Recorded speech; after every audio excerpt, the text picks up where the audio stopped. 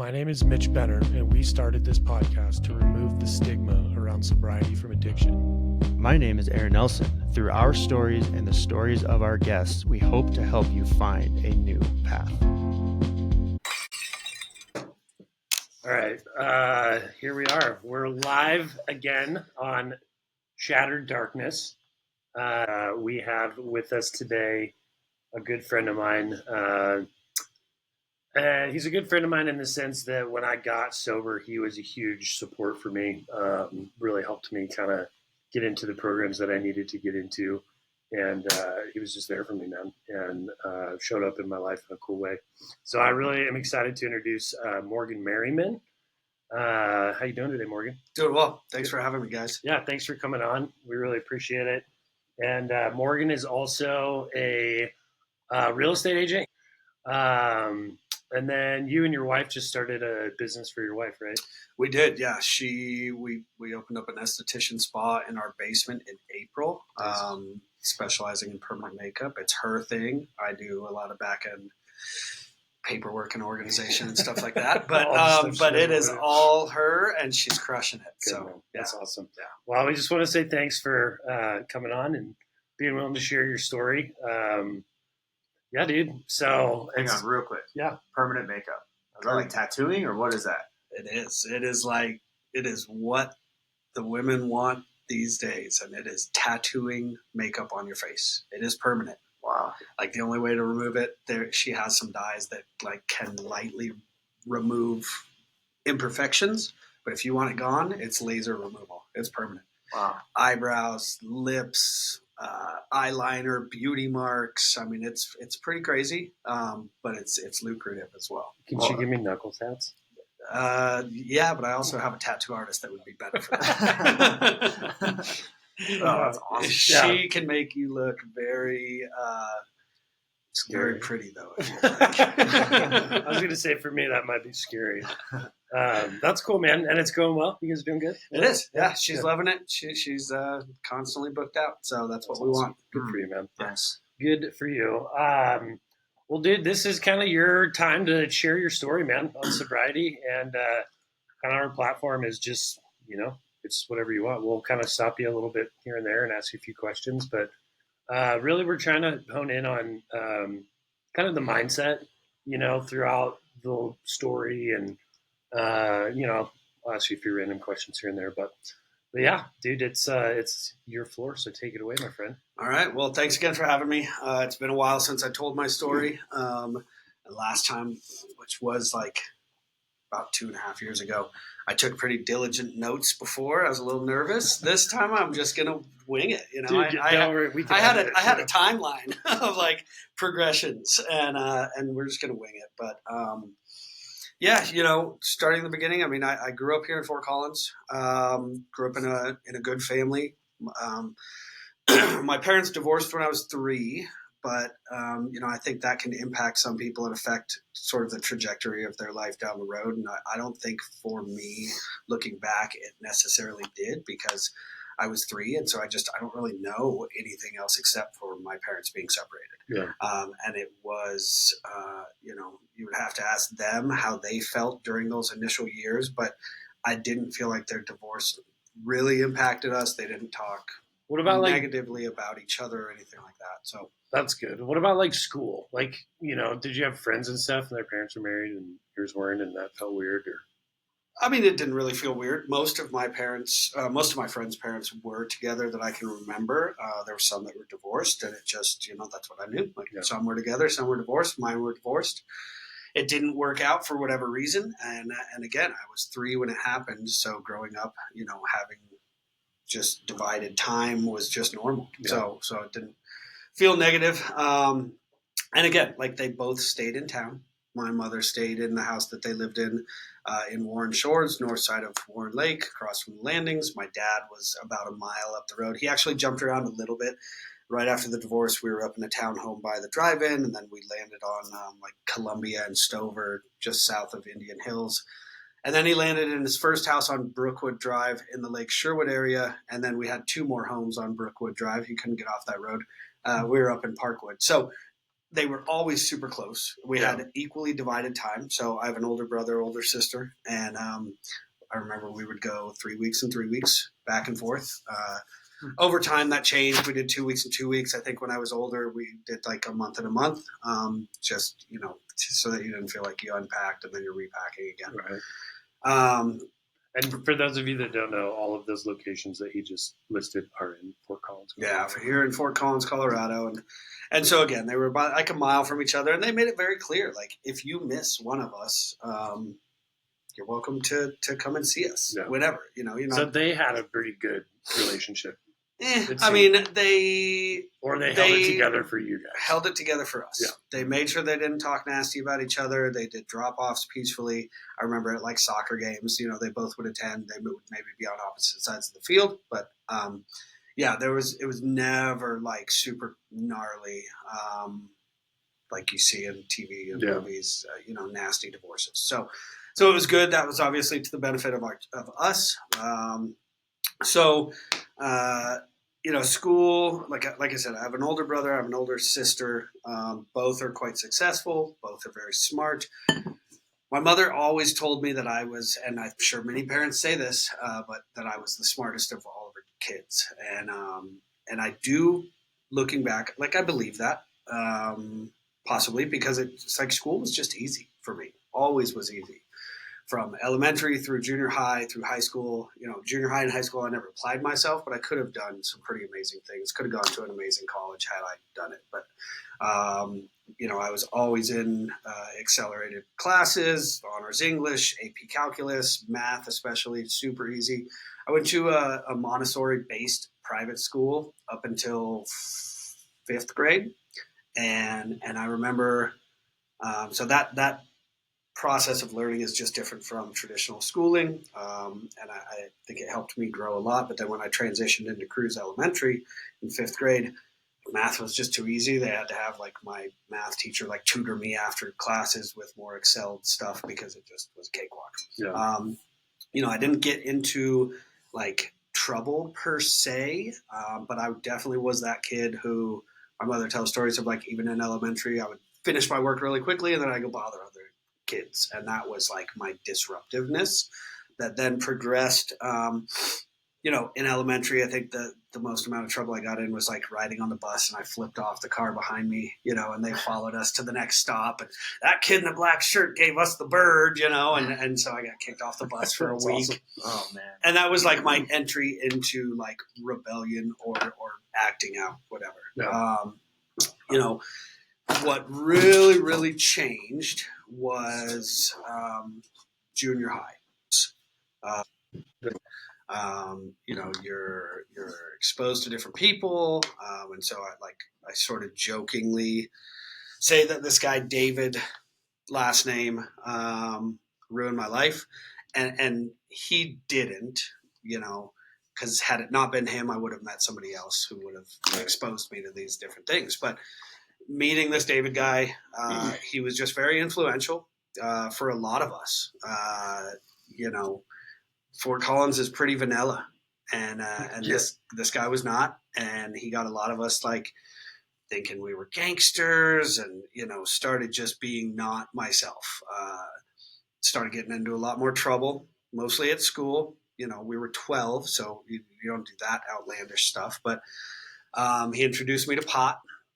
And so I definitely say a lot. Like, I took the exact path that DARE tells you not to do. Yeah. Okay. So I started smoking pot at 12, started drinking at 13, ate my first bag of mushrooms at 14, started dipping into acid at 15, 16 and 17, late 90s was heavy ecstasy, like a lot of ecstasy.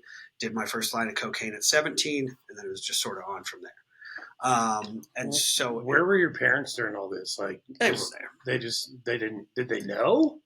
Not initially, but they caught on pretty quickly, at least to the pot and the drinking.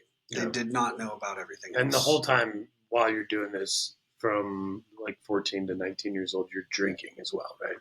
Yes. Okay. You know, my drinking started, like I said, at 13. It got quite heavy pretty quick, but probably not super heavy till 15-ish, 15, 16. But Yeah. high school, I mean, we were drinking binge drinking every weekend. Yeah. Every weekend. What was the mindset, dude? Like, why?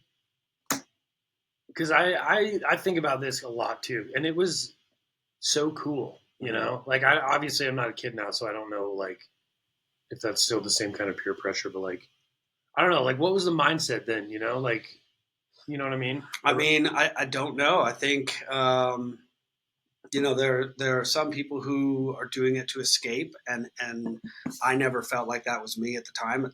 I was always just having fun. Yeah. When I think back on it, you know, and we talk about traumas, whether it's you know, sexual abuse traumas for some people or just psychological traumas for others. Yeah. Or emotional or whatever. Emotional. You know, when I first got sober and I was trying to think about what traumas may have led me down the path that I did, the only thing that I can really think of is just how my brother treated me. And that was, you know, ongoing from a young age. I was always the loser. I was always the retard. I was always the fuck up. I was this, that, and the other. And so looking back, maybe when, you know, when I have this being pounded in my ear all the time at home, and then I'm out with my friends and I'm so much cooler and I'm messed up and I'm crazy and I'll do anything and I'll try that drug. I'll do this, you know, it sort of gives you a bit of an empowerment at a young age to sort of overcome this negativity that's been pounded in your head that you're this loser, right? You know, so that maybe did play a role. Was I conscientious about that at the time? Absolutely not. Yeah. You know? How far apart are you and your brother? 4 years. Okay. Yeah, 1979 and 1983. So, you know, we have a great relationship now. Yeah. But that type of treatment, whether it was as aggressive as when I was a kid or moving on into like my college years, definitely was still there. It was probably there into my 30s. Like since I've gotten sober, it's been quite different. Yeah. And even in my 20s, you know, we had fine times. He lived in Thailand. I would come visit him frequently. We'd have a blast. Didn't see as much of that, but it was there. Yeah, because I have a little brother too, and I was probably the source of a lot of that stuff for him as well. And I take that to my kids now. You know, I have a 6-year-old, almost 7-year-old son, and I have a 5-year-old daughter, and they're super close and they battle, and that's just what kids do. Yeah. But there've been a few times, but one that I remember just a couple weeks ago, where my son, you know, called her a loser and this, that, you know, said she was stupid, and I lost it. I lost it, and I got in his face, not in an aggressive way, but in a very like, Dad is serious right now. Like, you need to stop this because you're going to leave lasting trauma on your sister. Like, you need to stop it. She's your sister, you know. And I know that comes from how I was treated, you know, as a kid. So, but, you know, so getting back to junior high, to David and our little crew of what we thought were really cool little misfits, you know, I was not myself. I thought I was a gangster in 7th grade. I'm not. 8th grade, then I was a little skater, and 9th grade, I was sort of coming into like who I was. But in all of that, like, I got expelled in 7th grade. I got expelled again in 9th grade. I was able to pass both of those because of my mother. You know, she would always come to my rescue, and that played out a lot in my life of maybe why I didn't get my shit together quicker. Yeah. Mommy always came to the rescue, dude, whether it was financially or getting me out of trouble or whatever, you know? Yeah. So 7th grade, I was expelled. She came, she talked to the principal at the time and was like, hey, let's work this out. And I was able to stay for my 4 core classes, and then I would go home. I would get sort of tutored, and she would, you know, do pretty elementary things that allowed me to pass, like tracing cursive books and stuff like that. Take me to the butterfly pavilion and write a page about what we learned. Yeah. Okay? And that's how I got through 7th grade. 8th grade was fine, got in a lot of trouble, but didn't get expelled. And then 9th grade, same thing, got expelled again. Bolts at the time had a thing. Again, it wasn't like I did crazy stuff to get expelled. Bolts had a rule where if you get X number of detentions or suspensions, you're out. And so mine were always tardy, ditching, class clown, getting kicked out of class. I got in a couple little fights, smoking on campus, things like that. But got expelled again in ninth. And at that point, Centennial High School, which is our alternative high school in Fort Collins, they have a program that they put everybody through at the beginning called the Discovery Program. And it's very much a counseling program to teach you just how to behave properly. So Centennial was doing an experimental one for ninth graders. And so basically when I got expelled in ninth, my mother came to the rescue. Hey, what can we do? And the principal said, well, we'll do kind of what we did in seventh. He can stay in his core classes. And then there's this new thing, and I want to send him off to that. So basically a bus would go around to all the junior highs and pick up the 3 to 5 misfits of the school. And I was included in that in Bolts, and they would ship us off to Centennial for the last half of the day. And we would do Discovery.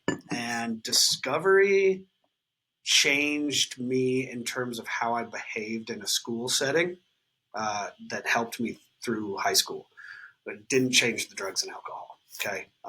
But after doing Discovery, graduating ninth grade, going on to Fort Collins High School, I didn't get in trouble at all. I ditched class. I think a lot of kids do. I got one smoking on campus thing, but I didn't get in trouble. I wasn't applying myself. I could have done much better with my grades. I skated through. I passed fine. But high school really is when then it ticked up a notch higher. You're in high school then. I had a fake ID. So there was one liquor store in town that they knew it was fake. They just didn't care. Yeah. So I was the one of all my friends who could buy us all booze. Like I said, I was still smoking pot every single day. Started dipping into harder drugs, acid, mushrooms, ecstasy. Ecstasy was very prominent in my life from middle of my junior year to middle of my senior year, probably. We were eating ecstasy almost every single weekend. And you ask, where were my parents? Okay, so my mother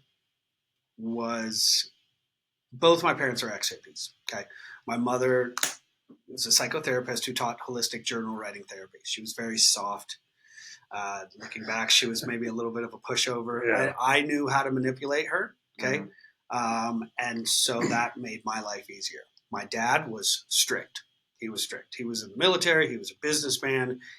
I look back on it now and absolutely everything that he was trying to do for me and my siblings was to put us on a better track. Yeah. But his delivery and his approach was not received well by teenagers. Okay. And so all three of us, when we entered high school, we said, we're going to go live with mom full time. Yeah. I was the baby. And my push for that was I got expelled again in ninth grade.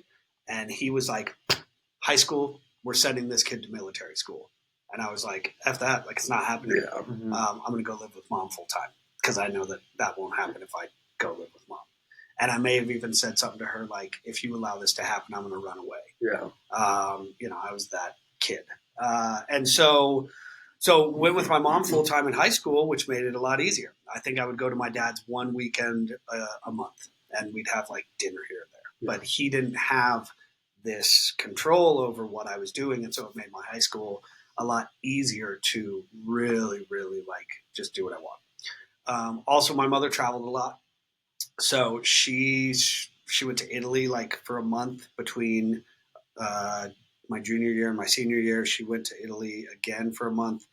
Right after my senior year, she went to Jamaica for 2 weeks. And each of these times she left me at home with a dog sitter. Okay. One of the dog sitters was my brother's friend from high school who went to CSU. And he wasn't doing anything. Yeah, he didn't care. He came over to the house to make sure the dogs were alive, and I would have a party. And I mean, the month of October in my junior year, she was gone for a month, and we still talk about that month to this day because it's Morgan's house was just a party house. There were no parents. People crashed there. There was a party every night. Weeknights we were raging and then trying to make it to school the next day, and that's when my alcoholism, I think, really kicked off. We were drinking all the time and your tolerance builds up and it just becomes sort of a normal behavior of this is what we do when we have fun. Yeah. Well, and now your entire social life is surrounded. It's like it's your reputation. 100%. You know, like if people know that if they want to get messed up, they go find Morgan. Absolutely. And that, you know, not recently, we're in our 40s, nobody really talks about that anymore. But I remember in the past, they'd be like, well, who were your friends in high school? And I'm like, well, we kind of had a mixed group. Yeah. We had a couple jocks, we had a couple skaters, we had like this punk rock dude who rocked Pantera shirts and stuff like that. We were all inclusive, and we were known as the party crew. Right. There was like, but the common thread between all of you guys is that you guys like to get fucked up. We like to get fucked up. We had a house that we could do it at. I've got land 45 minutes west of Horsetooth. We'd go up there and have ragers. We were the party throwing crew, for sure. And it became a reputation, and it became, again, coming back, became a thing that in my mind made me cool. Yeah. I was more. Well, and then too, it's acceptable, right? Because of the maybe psychological stuff that you had from your brother, right? Sure. You're like, already I'm a fuck up, you know, so I might as well embody that. And, you know, going back to my brother, I mean, dude, he was Mr. Party Animal too, all through high school. Difference with Tanner was he never got caught for anything. See, and Tanner escaped it. Tanner was good at he was good at a lot of things. He was good at, like, he still got 4.0s. He went to a really good college. He did drugs. He partied. He had ragers at my mother's house. He did it smart. I did it sloppy. I got caught for everything. And so then it fed into his mindset of, well, look at you. You're just a fuck up again. Yeah. You know? Yeah. Side note, I mean, he did teach us a couple things about how to try to clean up our parties, you know, go get rolls of carpet from behind the carpet store and lay them out over my mom's carpet so that you have the party, and then, you know, and then when you're done, you roll it all up. Why did no one teach us that? Right? I remember that smart. Right? No, I just had to pay thousands of dollars to replace my parents' carpet. So there were things that we learned from him, but again, not good things. That's hilarious. They were things that just taught us how to try to get away with it. So, let's see. So high school, you know, I mentioned I didn't really get into trouble. I got into trouble heavily. One heavy thing at the end of high school.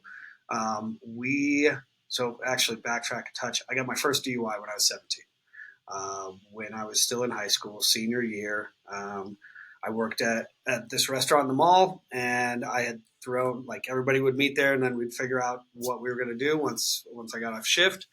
And so I got off shift. We're in the parking lot of the mall, and I think I'd thrown my cigarette pack out.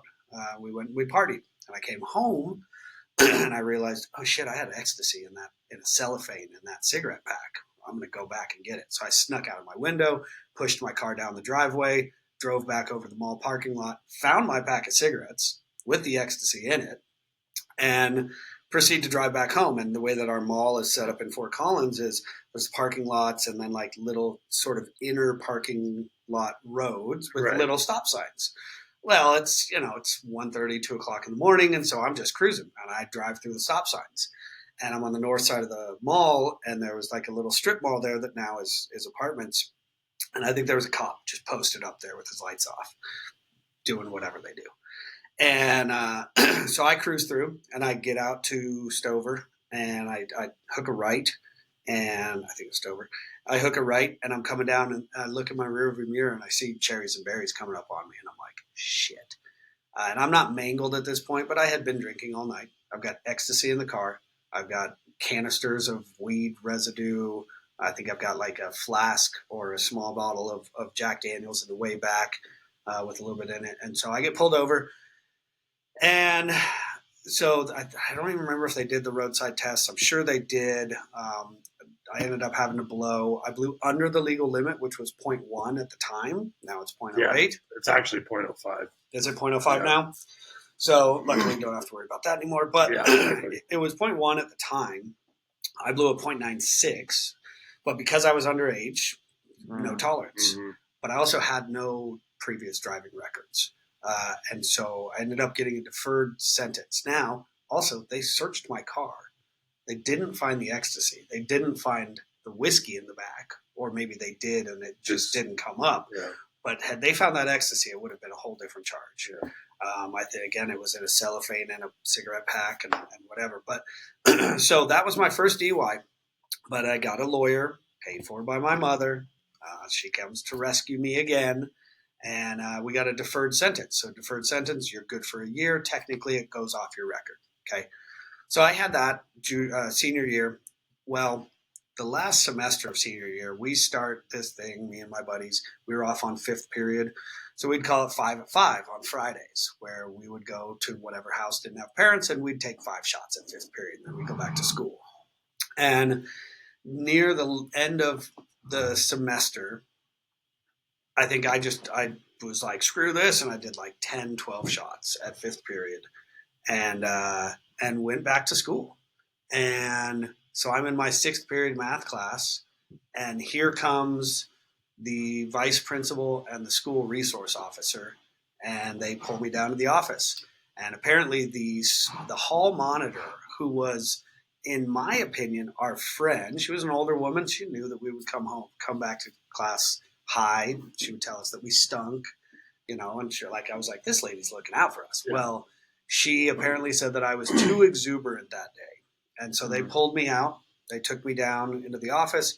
They said that, there was a suspicion that I was intoxicated. And sure enough, they had me blow right there, and I blew. And so I got suspended for the last week of school, was able to come back, get my papers signed, and graduate fine.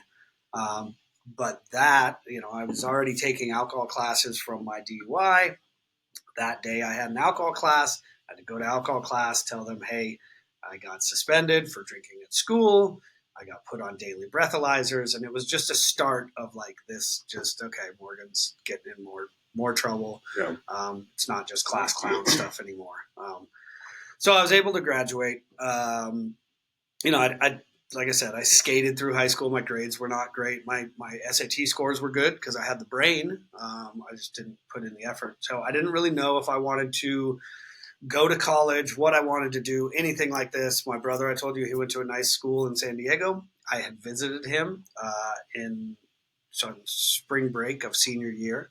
And I was like, well, I'll go down to San Diego, and I'll sort of figure it out. But this was after taking a year off. I stayed here. I did construction in Denver. I realized real quickly I didn't want to do that my whole life. And so then I had the mindset of, well, I guess I'll go to college. So I moved down to San Diego in October of 2002. I graduated the year prior, and I just went to a community college. Didn't really know what I wanted to do. Took architecture classes, business classes, ultimately decided on architecture. Had to take my prerequisites, transferred into a 5-year program, and ultimately graduated. Did some study abroads in Italy and China. Ultimately graduated with a degree in architecture in 2008. But moving to San Diego, it's like it stepped it up another tier. Yeah. Like partying hard in high school. Now we're truly on our own. We're in a different state. My brother's there. He knows frat dudes. He's taking me to frat parties all the time. I'm living on the beach.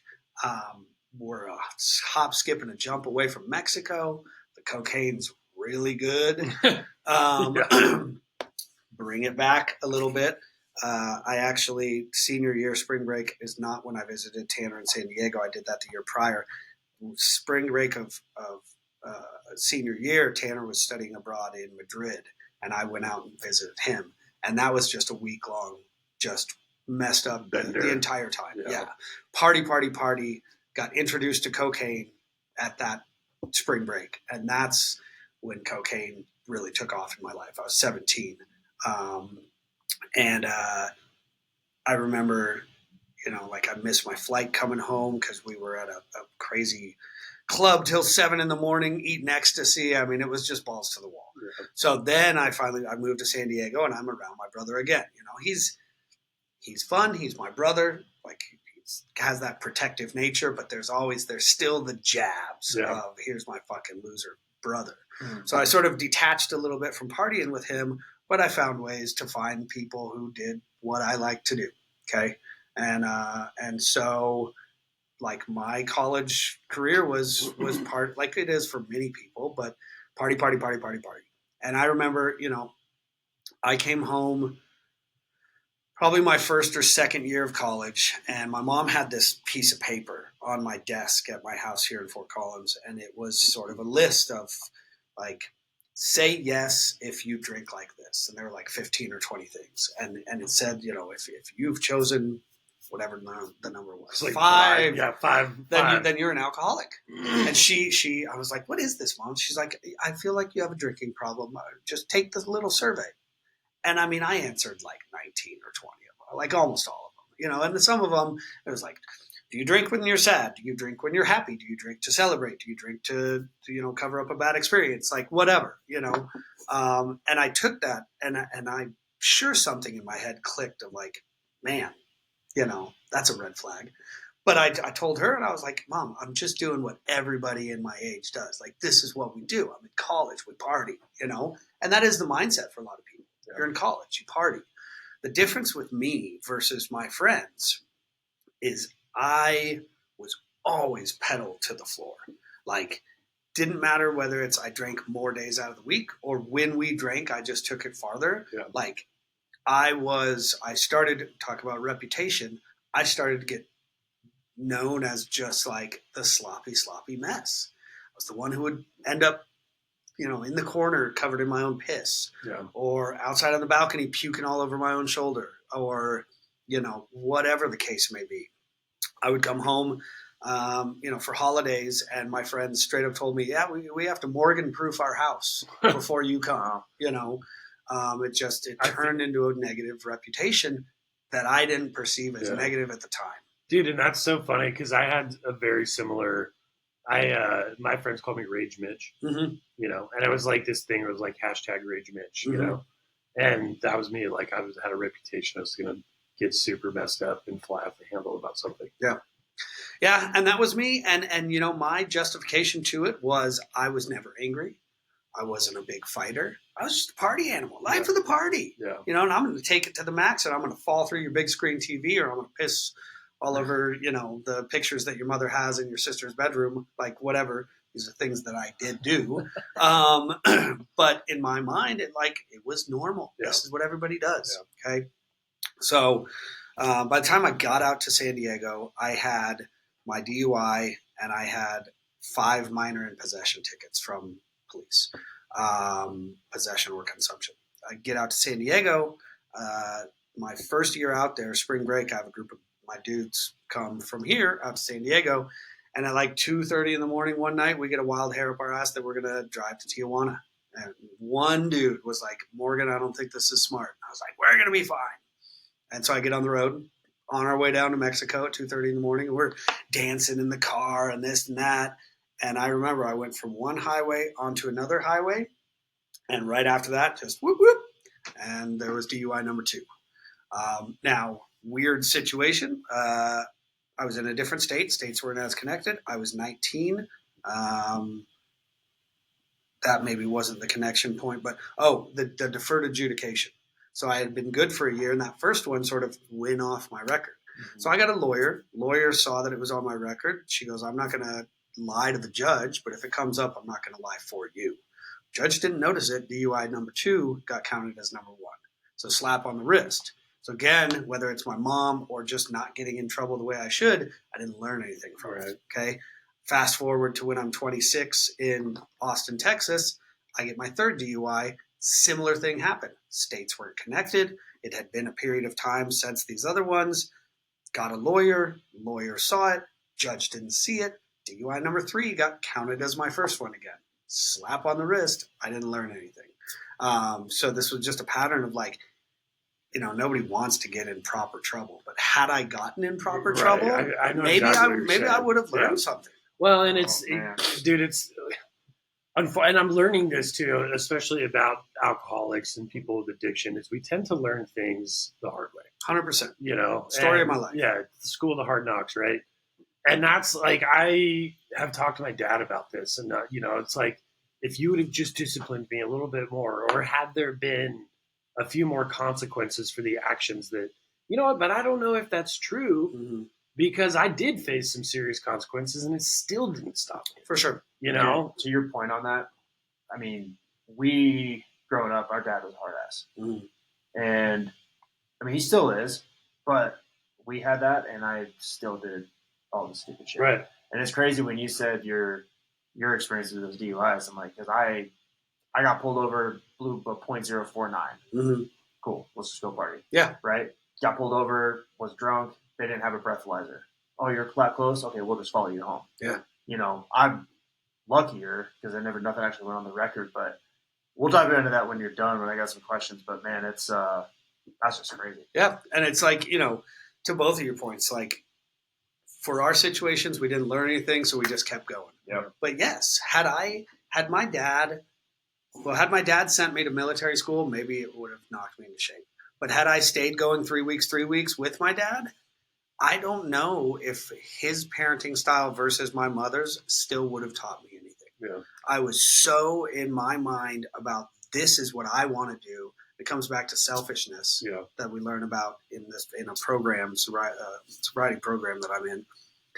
That we were selfish individuals in the peak of our addiction, you know, and so it's like I don't think it would have mattered how my dad tried to discipline me. I wasn't going to listen. Yeah. You know, if anything, it would have probably made me more angry and made me want to rebel even more. But so you know, San Diego, all sorts of things happened in San Diego. I mean.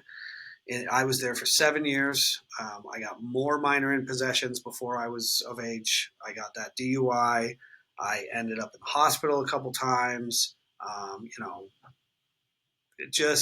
nothing really like bad legal stuff except for the DUI. Yeah. Like I wasn't, and this is throughout my entire time. Like I caused trouble, but I never I wasn't out robbing people. Right. I wasn't, you know, getting in big fights. I wasn't doing some of these things. So in my mind, again, it's just I was partying, having a good time. Yeah, I was reckless and I got in trouble for some things. But in my mind, I was doing nothing different than everybody else at my age. And the recklessness becomes acceptable, you know, and it's kind of funny, you know, it's like that era of like, I don't know, this is going to sound bad, but like laughing at an old person when they fall down, you know what I mean? It's like that kind of mentality. Yeah. You know, and I totally get it, man. Like that's honestly one of the mentalities that caused me to start this podcast because I feel like around here, early 2000s, and I'm talking Northern Colorado, but like we just grew up with it, dude. Yeah. Like this anti system, like you can't tell me anything. At that time, Rage Against the Machine is a huge, you know, and Limp Bizkit. And dude, what's the message that they're sending? It's fuck you. You can't tell me what to do. Yeah.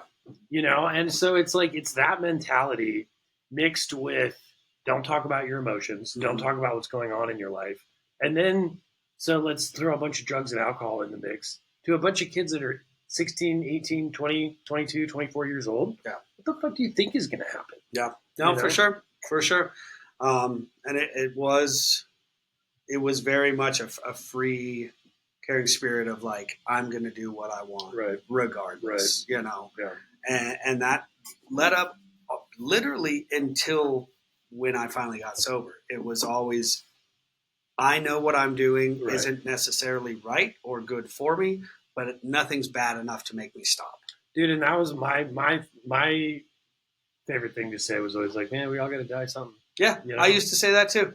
I used to say, man, we're all going to die someday, and at least I know I've had fun. Dude, what a cop-out, you know? It is. And, Yeah. So you know, I'll try to wrap up the drunk-a-log here. Basically, after college, you know, I decided it was time to move from San Diego. I graduated literally at the worst time possible in May of 2009. Nobody's building. Nobody needs architects. Yeah. So I moved to Austin, Texas. I had friends from here in town and friends from San Diego who had all moved there recently prior to that. And Texas was not on my radar. They were like, Austin's different. Austin's cool. Come check it out. So I did for 3 days, and I was like, sold. So I moved in October of 2009 with hopes of getting an architecture job. Economy in Texas was doing better for sure than Southern California. Still cranes in the sky. I was like, I should be able to put my degree to use. So I tried for about a year and a half heavily to apply at firms. But in the meantime, I went back to working at restaurants. And I got a lot of like, oh, you seem qualified. Your resume and portfolio look great. We just don't really have to work. We can give you an unpaid internship. I'm 26. Yeah. I can't, you know, do an unpaid internship. Here's what floated me through college. I never had a job. Like I worked at Subway for 3 months. I worked at a pizza shop for a month. My parents straight up said, your school is your job. And so I was just fed money through my trust fund, and that didn't benefit me either. Yeah. It taught me zero work ethic until 26. So I moved out to Austin, and I was like, I had worked in a restaurant for my last year of architecture school, so I had a restaurant experience. But at that point, it was like, I can't do an unpaid internship because mommy and daddy have cut me off. Right. Like, it's time to be a big boy now. Right. I need money. So I started working in restaurants, still applying at firms. After about a year of that, I got frustrated and just sort of lost my interest in pursuing architecture as a career. So I dove deep into restaurants, and I worked at really high-end restaurants in Austin, Texas, in the 2nd Street district. Started as a waiter, did some room service at a hotel, little bit of bartending, and then in May of 2010, I became a bartender at one of the best restaurants in Austin. Stop at the table. Sorry. I became a bartender at one of the best restaurants in Austin. Yeah. And that moment right there changed me from somebody who partied too much to a full-blown alcoholic. Yeah. I know that moment there because in the hospitality industry, for anybody who's worked in it, it's toxic in itself. It has a very high level of substance abuse, front of house, back of house, whatever. It's part of the culture. All your buddies are bartenders. Drink before work, you drink during work, you drink after work. And I didn't really get the full realm of that as a waiter, but as a bartender, holy shit, it's on now. All the bottles are in front of you. Your customers are saying, hey, take a shot with me. Yeah. Whether your managers tell you it's okay or not, you're doing it. Yeah. Let me stop you right there. I'm so sorry. Yeah. But I feel the exact same way. But before we totally bash all the restaurant world, I'm gonna sidetrack you for just a second. For sure. What the work ethic and taking care of clients. Yeah. How much of that did you learn in the restaurant world? 100%. So and that is a very good point. So it taught me how to become a nasty alcoholic. It taught me how to work with people in a whole different way, especially in the caliber of restaurants that I was working at. And I don't mean to bash hospitality. Hospitality was great. I did it for 12 years. I loved it, and I learned a lot from it. Never thought you were, by the way. Huh? Never thought you were. But keep Thank going. you.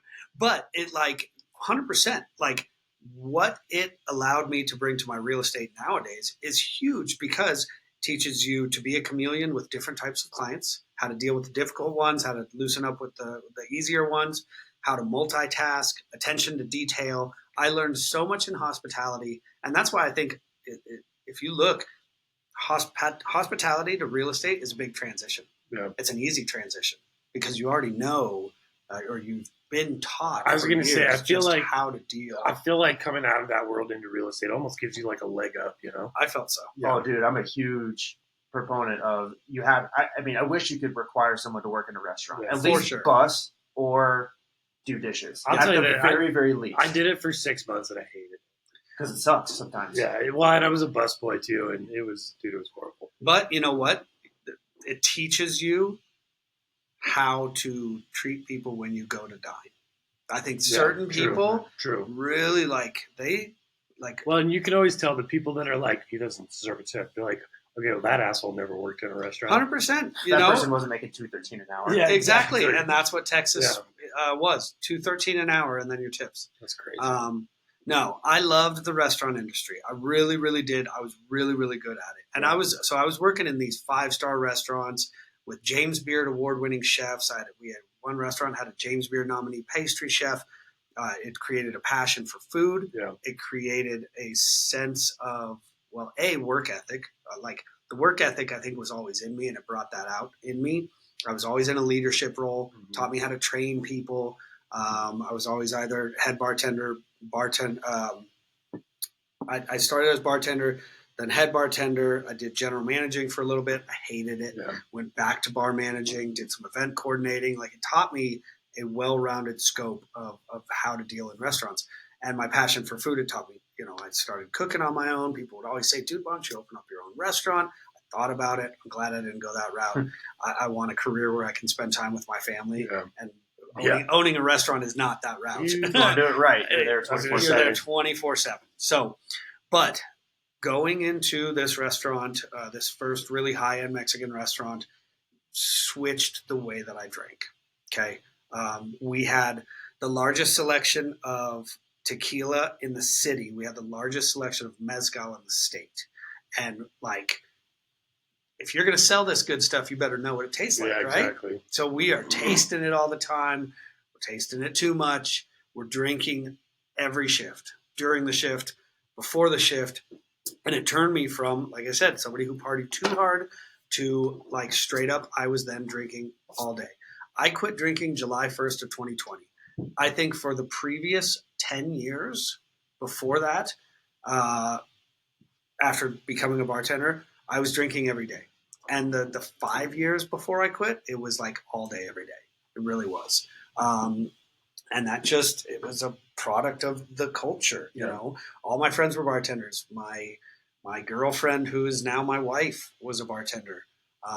She was a bartender at a titty bar. And so all of our friends were just, they partied. Okay. And that was our hangout. And it got messy.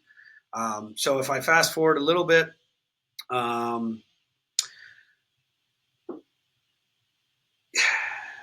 I had that third DUI right after I started working at that first restaurant as a bartender. And then I didn't get in any more legal trouble, okay? But I should have. I should have gotten 300 more DUIs in that next 10 years, if not more. And nothing was ever bad enough until I got fired from that job, okay? So I got fired. I was at that job for 3.5 years. I was in a management position. I had keys to the company truck. I was making my own schedule. I was making great money, the best money I've ever made. And I got fired. And I was devastated. And I got fired because I drank. I had started dating my now wife. She was coming in a lot. And we had just gotten a new manager. And this one night, I think I could always hold my stuff, always hold my booze, still do my job fantastic. In my mind, I was doing it better than I could have sober. This one night, I think I took one too many, and I was sloppy. And we had a new manager. And my drawer was off, and I recounted it. It was off again. And recounted it. It was off again. And she just looks at me and she goes, "Dude, are you wasted?" And I'm like, No. I go, there were a couple dead margaritas that I drank, through shift. And I went to a barbecue before work, like just making up shit.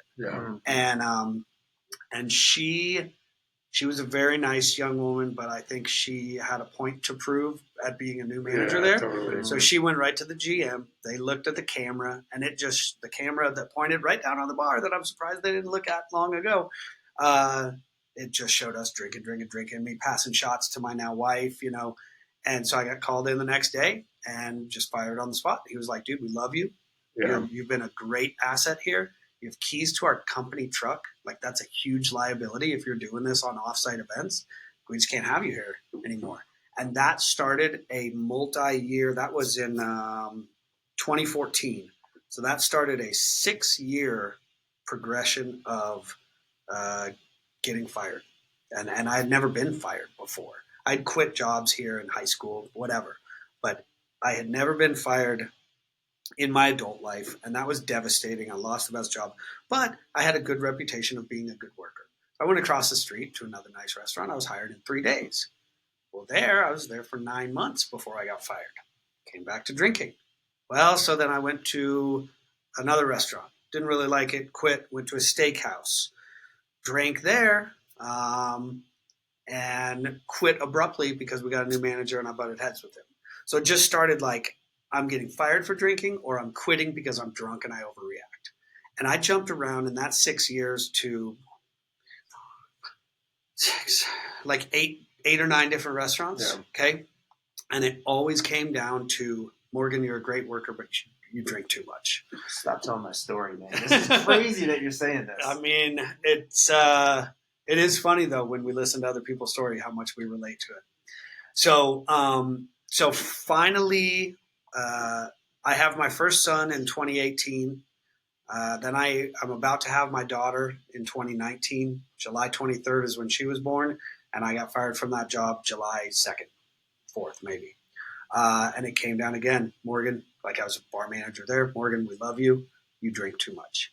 And at that point, that was my last bar job. At that point, Irene, my wife, she goes, "You got to figure something out. Like, this is not okay. We now have almost 2 kids. You got to figure something out because this isn't going to suffice." Let me ask you, what's your wife's role in all of it? In your, like, was she? My wife was always she an instigator? Like, not an instigator, but like, was she there? Was she supporting it? supporting my drinking or my wanting to get sober? No, you're drinking. Absolutely. Yeah. She was a bartender at this swanky, like Vegas style titty club in Austin, and so we partied. And that was just the lifestyle. That was the lifestyle. Okay. Now I was a pedal to the floor. Yeah. She was a turn it on, turn it off. Okay. And especially like when we got pregnant, she got pregnant 3 times before we finally had a child. Okay. We had some losses, and every time she got pregnant, no drinking, no smoking weed, no smoking cigarette, like everything, doing exactly what every woman should do, in my opinion. But then we'd have a kid, and she'd burp. She wasn't getting mangled. She is, and always has been a fantastic mother, but she would still party. Yeah. But she had more control over it. Yeah, and I'm just curious because I thought, like, was it an ultimatum or was it just like it was not an ultimatum? In a sense, it was. The crazy thing is, she gave me an ultimatum in 2014. She grew up in a rough life. Her father was a heroin addict her entire life. Her uncles were heroin addicts. She's lost family members to heroin. She grew up pretty rough in Venice, California.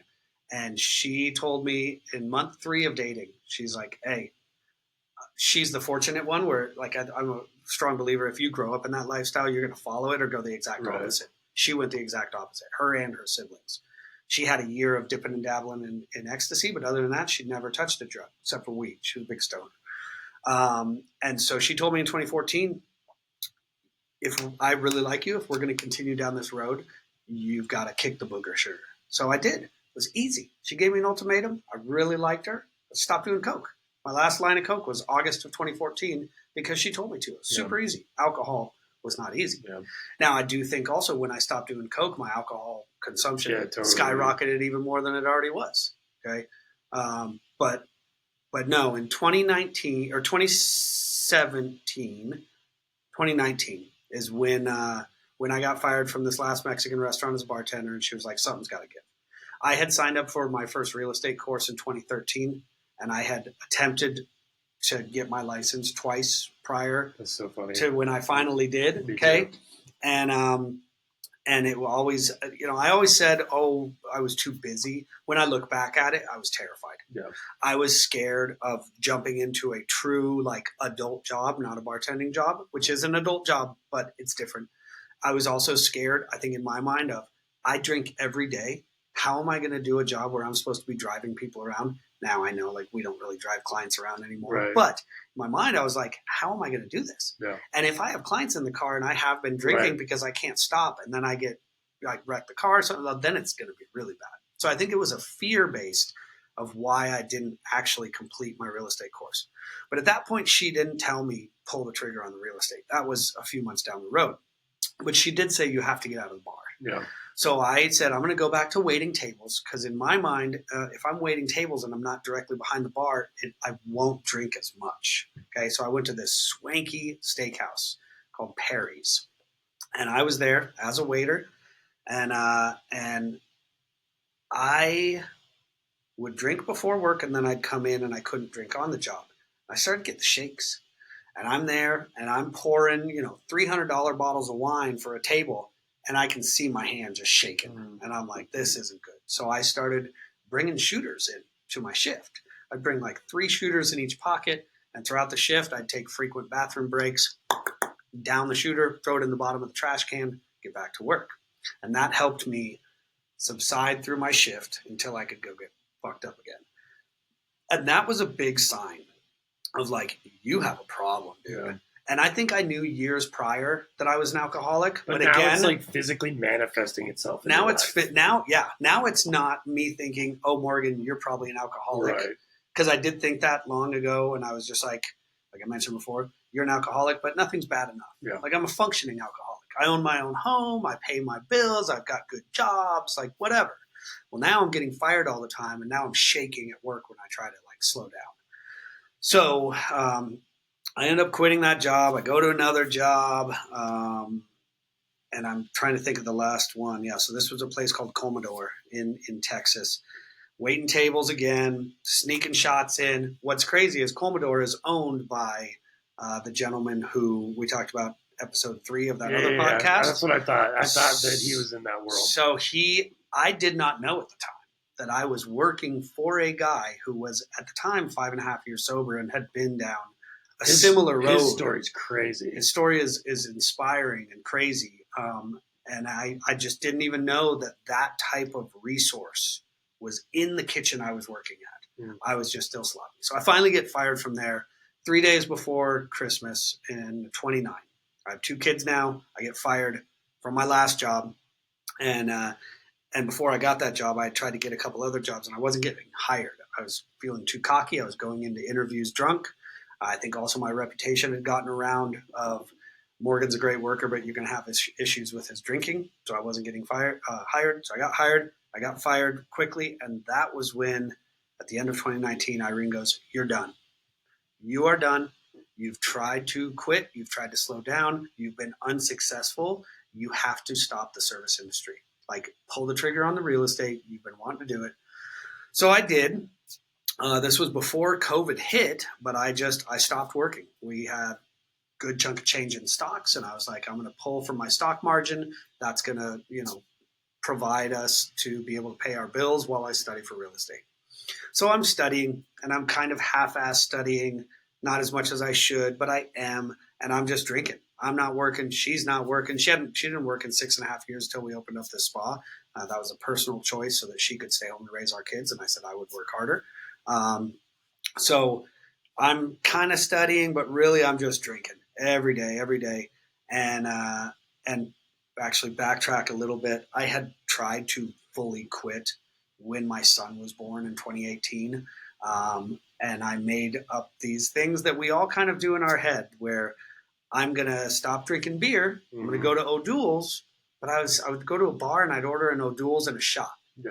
And in my mind, I'd cut my alcohol in half because I was always a beer and a shot. Well, now I'm a non-alcoholic beer and a shot. So I'm drinking less, but I was taking more shots. Or I had this piece of paper on the side of my fridge and I would, I said, okay, I had 22 shots today. 22 tally marks. The next day I'm going to do 21, right. 20, 19, 18. Wow. Well, if my wife wasn't watching, well, I'd take a shot. Maybe I wouldn't mark it down. Or if we had game night and we had friends over, well, then that's like a freebie. Yeah. I'm going to go balls to the wall, but then it resets the tally marks. So the tally marks would come down and up and down and up and never really stop. My parents would come to visit my son, and they thought I told them that I had stopped drinking, so I would drink O'Doul's in front of them. But I had a handle of tequila up in my closet. Yeah. I was going up for frequent bathroom breaks, and I thought I was hiding it. My parents now have told me, we knew what you were doing. You didn't think that you smelled like tequila? You didn't think we wondered why you were going upstairs every 20, 30 minutes? You didn't wonder why you went for a haircut and you were gone 3.5 hours? Like, yeah. We're not stupid. Right. So these games that we play in our mind and we think that we're being so slick, and we're not. Yeah. The people who love us know. But so then COVID hits. Then we really can't go anywhere. We're basically stuck in the house. It's COVID lockdown. Liquor stores are still open though. So that blows my mind. I found this out in rehab. Did you know why? Why? So hospitals basically told the government, like, dude, you can't close liquor stores. We can't deal with all of the COVID patients plus all of the people that will go into relapse. Interesting. So they had to reopen the liquor stores because the hospitals wouldn't have been able to take care of all those people that had drinking problems. I mean, it makes sense. How fucked up is that, dude? Makes sense. Like, that is true. And it was less than 24 hours after they locked everything down that liquor stores were open. Well, and I was already a full-blown alcoholic, but I do know that COVID lockdown, like, that put a lot of people in the rooms. Yeah. It took a lot of people from a moderate or maybe more than moderate drinker to like an issue. Yeah. For me, what it took me to is I was always a shitty beer, give me Miller Lite and a really nice tequila. Yeah. That was always me. And all of a sudden I didn't have an appetite for beer. And I couldn't physically stomach the tequila. At that point, in the beginning months of 2020, I was dry heaving every day. I was down about 45 pounds. I was starting to get yellow. I remember right before COVID lockdown, we would always have a Sunday poker game at the titty bar that my wife used to work at because she wasn't working there anymore because we had kids now. But I still knew the managers there. We would have a Sunday poker game, and I remember it was literally the day before lockdown. It was like the day before St. Patty's Day. I went in for the poker game, and we all go out to the smoking patio, and two of my friends were like, bro, what's going on with your eyes? My eyes were starting to get yellow. I was starting to get the jaundice. And so that was like middle of March.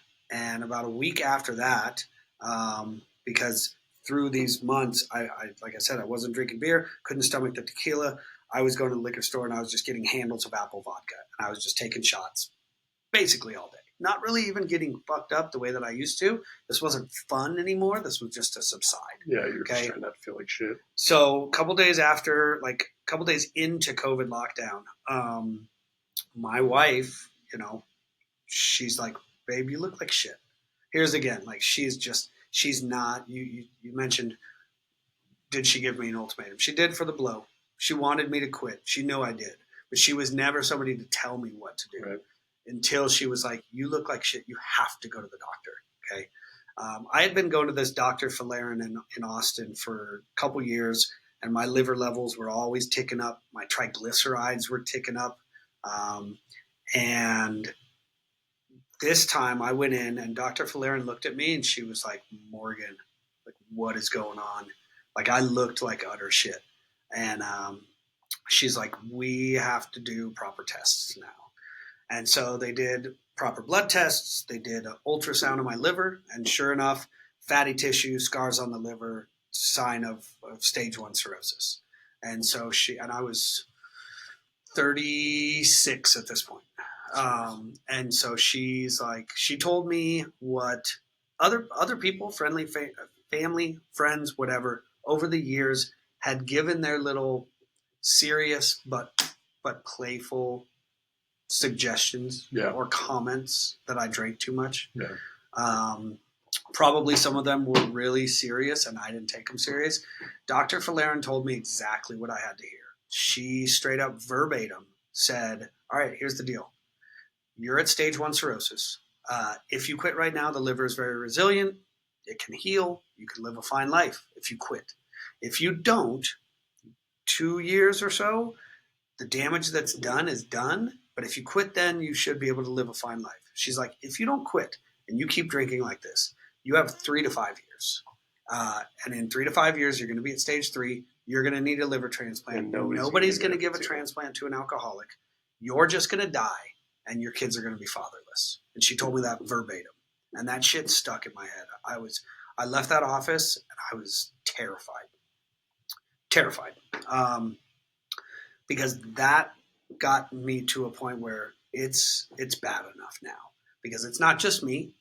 I have 2 little kids. I have a wife. And at the time, I only, I've told people in the past, had I gotten that diagnosis and I wasn't married with kids, I probably would have said, fuck it, let's ride till the wheels fall off. Now, looking back, again, that's selfish because my wife and my kids were not the only people who cared about me and loved me. Yeah. I have a lot of friends. I have family, parents, siblings. That's different, man. But that was the mindset because I have people who need me, and it's not fair for me to continue down this selfish road of killing myself if it's going to affect my kids. Okay. Yeah. Did you ever struggle with mental health issues at that point? Not at that point. Like suicidal ideation? So before, I have family members. My brother, he has a tendency for depression. Yeah. I think my dad does too. Yeah. Nothing that got to a suicidal level, but I literally, prior to this, I've never had an issue with depression. Definitely not suicide. I have friends who have killed themselves over the years, and I always thought, like, I was pissed at it. Yeah, I thought it was very like killing yourself is a selfish move. Yeah. How could anything ever? I would always say this. How could it get that bad that she would put a gun to her head? And because I have a friend who blew her brains out when she had a 3-month-old baby. Oh. And she was high on drugs and alcohol. She got in a fight with her boyfriend. He left. She found his gun and she killed herself. Right. And I was like, that made me so angry. And so I never understood it.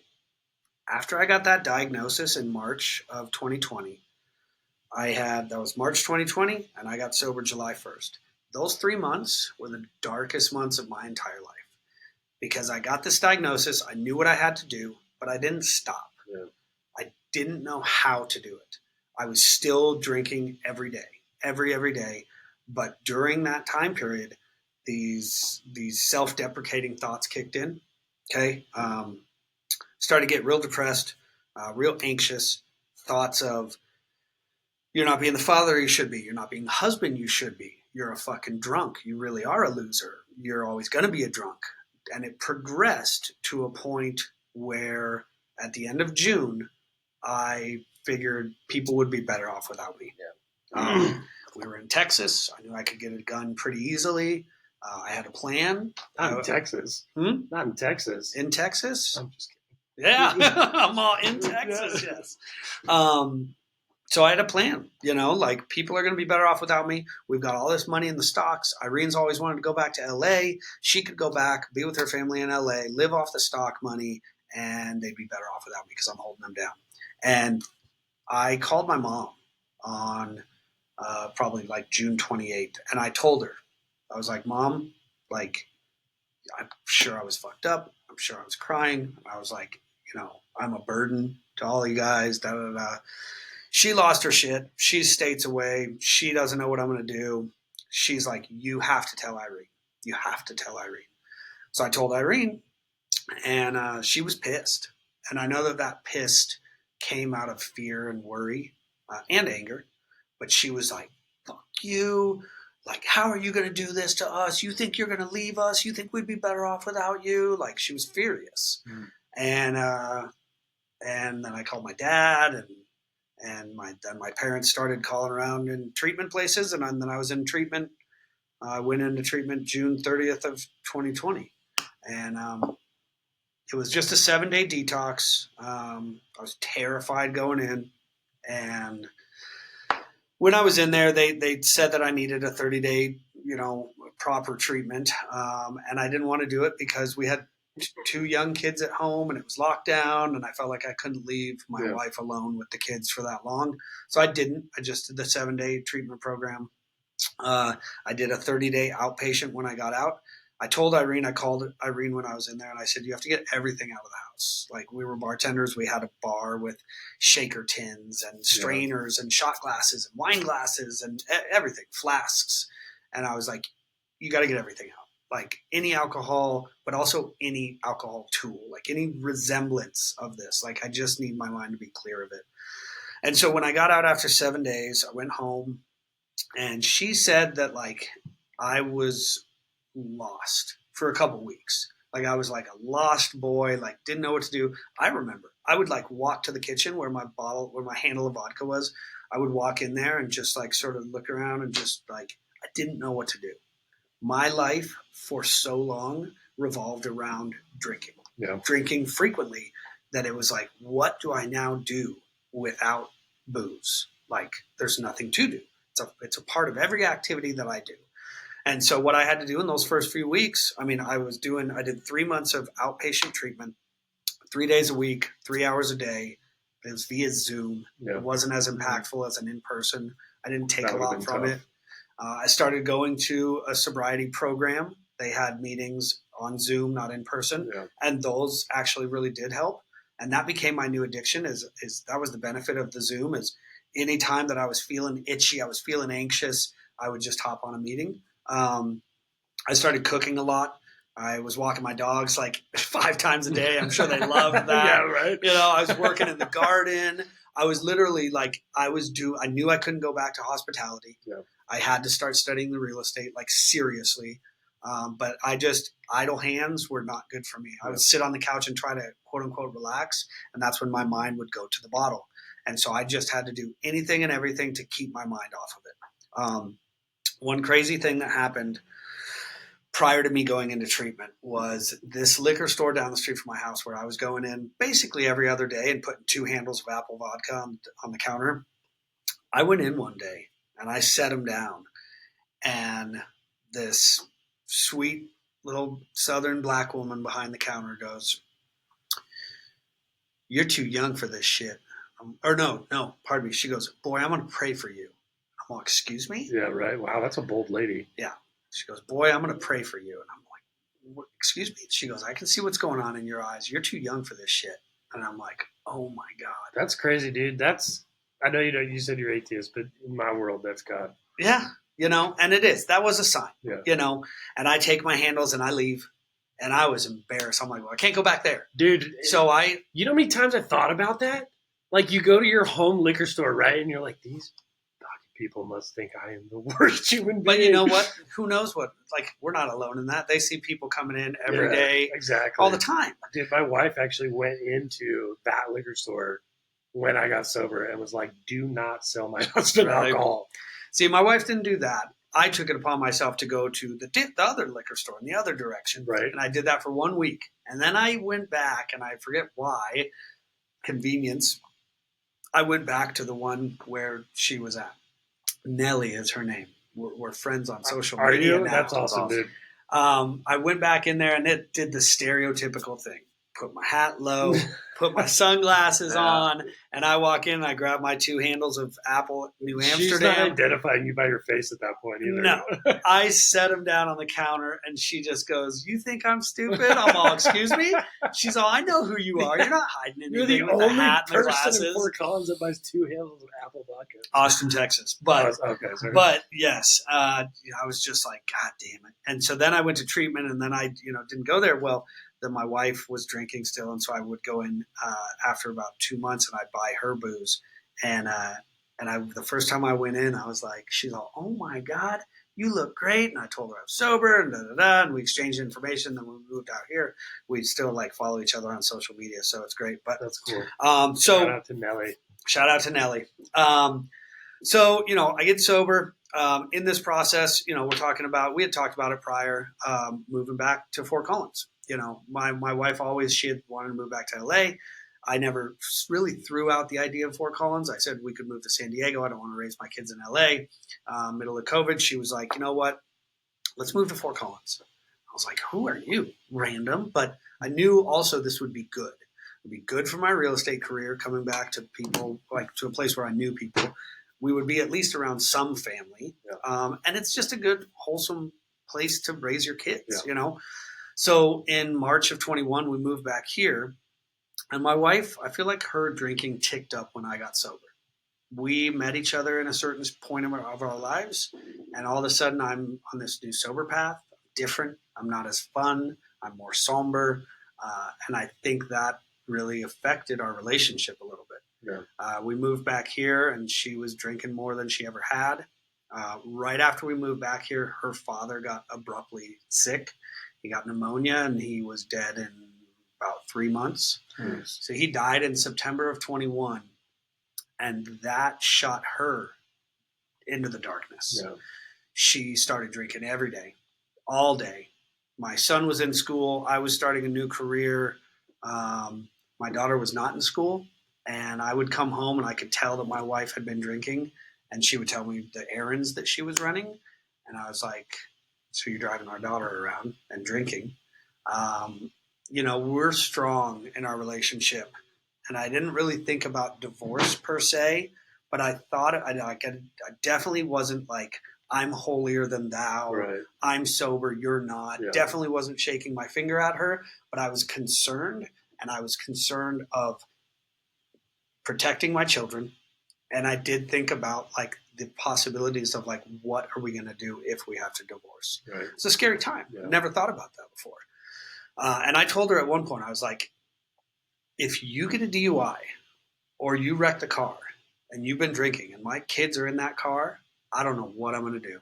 Like that was like kind of that was the warning. Yeah, like that your ultimatum almost. Yeah, that was the warning. And I would call my sponsor, who was back in Austin, even though he wasn't my sponsor anymore, and I would just talk to him about it. And he was adamant, like, dude, you cannot shake your finger at her. What if somebody came and shook their finger at you? You would turn and you would do it even worse. And so I was very cognizant of that. But I also put my own sobriety in danger during that year of her darkness, because we had just moved here. I didn't find an AA meeting I really latched onto. I went to a couple here and there, but not a lot. just said. It's all right. Don't worry about it. I didn't get myself a sponsor. I didn't have anybody to truly hold me accountable during the most dangerous time of my sobriety. Yeah. Because I was thinking in my mind, like, she told me straight up at one point, she's like, you are not the man that I married. Mm-hmm. And so I started thinking, do I start drinking again to save my marriage? Yeah. Wow. Like, that's is crazy. my getting sober going to end my marriage? And I was terrified about that. You know, we had just moved here. We had these young kids. So that continued on until, like, we bought a new house. We moved to Timnath in February. It continued on. It got pretty nasty. In June of 22, I had friends in town.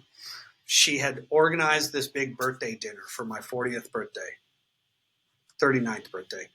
And she was mangled before we even got to the restaurant. Like, mangled. And to the point where our mutual friends from Texas who were visiting, the woman had to take Irene and put her in a car during the dinner. And I come out to the car and she had, like, puked all over her shoulder, and, like, it was messy. And we had a couple instances like that before where, like, we had to leave a concert because she was, like, security was eyeing her. Like, and I remind you, like, Irene was always the turn it off, turn it on. Right. Her father passed, and it was just sent her full blown. And so after that birthday dinner, I told her, her mother was visiting from LA at the time, thank God. I told her, I was like, babe, like, I don't know what I'm going to do. Like, this has to stop. And something clicked. I don't remember our exact conversation, but something clicked, and she was like, okay, I'm going to stop. So she tried to quit on her own for 3 days. And on, like, day 3, I come home from work, and my kids are there. My mother-in-law is sitting on the couch, and I'm like, where's Irene? She's like, oh, she's in the bedroom. I think she's taking a nap. And I go in there, and Irene is ass naked on the bed. And I lift her head up, and her eyes are, like, rolling back in her head. And, like, I lost it. Like, I called her mom in.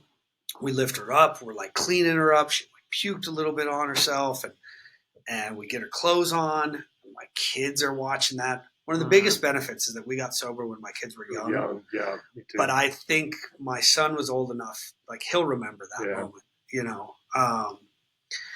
Get her dressed, get her ready, and I take her to Medical Center of the Rockies. And we get her in the emergency room, and it took like 2 hours for them pumping her full of fluids to get her to a point where she could talk. And they were like, do you want to go to treatment? She was like, no. She was always adamant. She told me at one point during her peak of her drinking, I will not get sober unless a doctor tells me to. You're not going to tell me to. I don't care. Like, she was angry. She felt me and my family members were judging her by expressing our concern about her. And so she, a couple more hours went. They asked her again, do you want to go to treatment? She finally said yes. So she went to North Point right over here. And she was in there for a 7-day detox. She came out. We started doing a program together. She did outpatient treatment. She was kind of adamant, like, no, I don't want a sponsor. I'm going to do this on my own. She ultimately got a sponsor.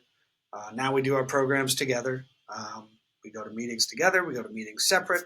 She has a sponsor. She has sponsees. I have a sponsor. I have sponsees. And we're doing this thing together and separate. So that I think that's important. You can't do it all together. Right. But, like, legit, we have the best relationship that we've ever had in 10 years. Yeah. We just hit our 10-year anniversary in July. Congratulations. And thank you. 10 years together, 6 married. And we're motivated. We know what we want. We're clear-headed. We're sober. We have our eye on our families, on our kids, and their best well-being. We have our businesses that we run. I'm so proud of her. She's motivated. She gets out and meets people, which she's always a little bit guarded in the past due to past childhood trauma. Yeah. She's just very on the defense. She's dropped some of that because she sees a therapist. She sees 2 different therapists twice a month. She's dealing with childhood trauma. It's amazing. You know, we're on this sober journey, and it took us a long time to get here, like a very long time to get here. But but we're here together now, and I wouldn't change it for the world. I mean, I owe everything that I have now, seeing my children grow, having a positive relationship with my wife, having positive relationships with my parents and family members, siblings, having my friends look up to me. Like, I'm no longer the fuck up, Right. the sloppy mess. Yeah. I'm like holy shit, if Morgan can do it, anybody can do it. Okay. But also, like, I've had friends, some who I've known have had a drinking problem and some who I was blindsided by, who have come to me over the last 4.5 years and been like, dude, I need your help. Yeah. Like, I now can be somebody who can provide help and support and motivation to people who are struggling in the same boat, because they see that I'm succeeding in it. And it's a great feeling. You know, I would not be successful in real estate the way that I am if it weren't for being sober. This is, I love asking this question. How do you feel today about the fact that you're an alcoholic? Fine. I'm a grateful alcoholic. Yeah. And that is a weird thing to hear. When I first heard somebody in a meeting say, I'm a grateful alcoholic, I was like, you're a fucking idiot. Yeah. How are you grateful to be an alcoholic? But I look back at it now. Everything that I went through, I had to go through in order to get where I am. Exactly. And it sucks that it had to do that I had to get that far. Everybody has to hit some sort of bottom. And then there's a shit ton of normies who just don't have to go that road. Right. And more power to you. Yeah, good for you. You know, but that's the thing is, like, I feel as an alcoholic, right? Like, we deal with this darkness. I feel like the regular people maybe don't deal with, or maybe they do and they can just balance it better, or whatever. I don't know. Mm-hmm. But dude, it's like, it's hard to explain, right? Because it is hard to have gone through all of that stuff, but without that experience, how can we turn around and help the next person? You know what I mean? And it's so many times through those times, I'd always question, like, what the hell? Like, why am I going through all of this? Yeah. Well, and it goes back to, some of us, we learn our best lessons the hard way. Right. I learned the really hard way, really long, legit 25. I got sober at 37. I started getting fucked up at 12. Yeah. 25 years of my life. Yeah. And I'm not going to lie. I had some great times. Yeah, exactly. We all did. Yeah. We all had great times partying. But when the fun becomes not fun anymore, becomes what you need to survive, and you're not even aware and conscientious and cognizant of the damage that you're doing along the road. Dude, that's the damage to relationships, to trust, to jobs, to, whatever. Like, it's crazy to me how much alcohol can actually twist your perception. Mm-hmm. And I'm not very far into my journey. I've got 3 to almost 4 months, since my last drink, and it's just crazy to me, dude, what alcohol takes from you. Yeah. And looking back, and some of the damage that I've done, it's starting to come back and manifest itself in my life in different ways. I can see it in certain areas of my life, especially with my wife, how my wife interacts with me, especially during stressful situations. She pulls away from me. Yeah. And I think that that's a subconscious thing that she does, because when I was drunk, I just didn't deal with those things the right way. For sure. So she had to come up with some way to deal with them on her own, and so we're unpacking that. But it's just crazy to me how much I didn't see. Yeah. And how much it took away from me. For sure. I've actually thought about going back and sort of redoing some of my amends that it's one of the steps of this program I do. Because I feel like when I did my initial amends, I was still so new in sobriety that I was apologizing for things that were at top of my, front of my mind at that point. But as I've thought about really, truly some of the damaging things that I've done to friends and family, I need to go back and I need to apologize for deeper things, because just the worry, and I notice this now as a parent. I think about it a lot. Me and some of my best friends who legit, until I got sober, we never knew anything except partying, doing drugs and drinking. And now I'm back here and I'm sober and they drink responsibly now, straight up. My best friend, who we were sloppy messes, he can turn it off for weeks, and then he turns it off and he goes a little balls to the wall, but he can turn it off. Yeah. He's got a successful business. He's got kids. We talk about like our kids and when they approach the level and the age where we were, and our concern, because drugs are just different now. This fentanyl shit is terrifying. It's terrifying. And we talk about like how we are going to guide them so that they don't go down the same path. Yeah. But I think about my concern for my kids now, and then it makes me think about what my parents were going through for years, like knowing that I was on this destructive path and trying everything in their power, soft ways and, tough love and gentle nurturing, and nothing working, and just feeling hopeless. Like the pain and the suffering that I probably put them through. Yeah. It sucks. Yeah. Yeah. And I agree with you. And dude, I think that is something that is it's ever going, it never stops. Right. Because I mean, situations happen in your life that bring back a memory or bring back a moment of clarity of like, oh crap, like now I remember that situation. And it's happening to me like through this past year. It's happened quite a bit, where it's just like, I call it God, but they bring these things to my attention where it's like, oh dang, like I need to probably make amends about that or talk about that. And, in my episode that I recorded, I talked about punching a window. And dude, I've never really even talked about that. Like I bring it up, and my mom was the one that like tourniqueted my arm. Wow. And how old were you? 26. Yeah.